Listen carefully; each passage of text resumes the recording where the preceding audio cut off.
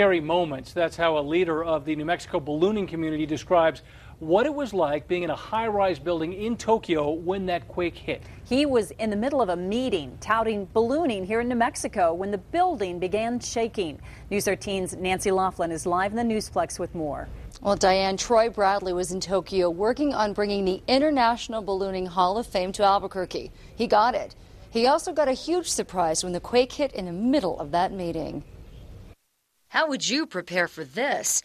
As president of the Balloon Federation of America, Troy Bradley is used to taking risks, but this was something he didn't expect. And we could actually see buildings outside our window, 40-foot or 40-story skyscrapers that were swaying back and forth noticeably. So it was a pretty scary time. Bradley was in downtown Tokyo meeting with international balloonists, discussing moving the Balloon Hall of Fame to Albuquerque.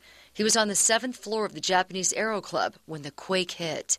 There was one lady on the same floor, a Japanese lady probably in her 60s, who lives in Tokyo and said that she had never felt anything like this before. So at that point I knew this was much more extreme than the normal earthquake. Bradley says he stayed put in the building, but a lot of people opted to leave. They said that was a pretty scary experience in that the stairwell was creaking and shaking and cracking, and they thought they'd be safer outside. He says amazingly Tokyo was okay. Most of the damage north of Tokyo was caused by the tsunami, not the quake.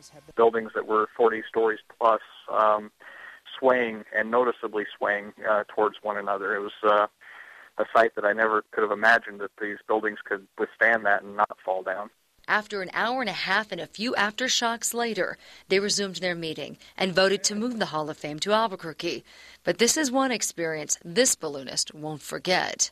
In the balloon, at least I have some sense of control. I have some way of controlling my destiny, whereas this was just totally up to Mother Nature and the structural integrity of the building. So that made me definitely more nervous than I've been in a balloon. Bradley says after that meeting, they went back to their hotel and things were pretty normal, except the elevator wasn't working. Now, he should be back in Albuquerque tomorrow. And by the way, he says getting that Hall of Fame in Albuquerque is a huge deal. Back to you all.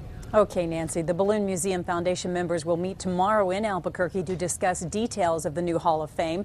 They're optimistic the meeting here will be a lot calmer than the one in Tokyo.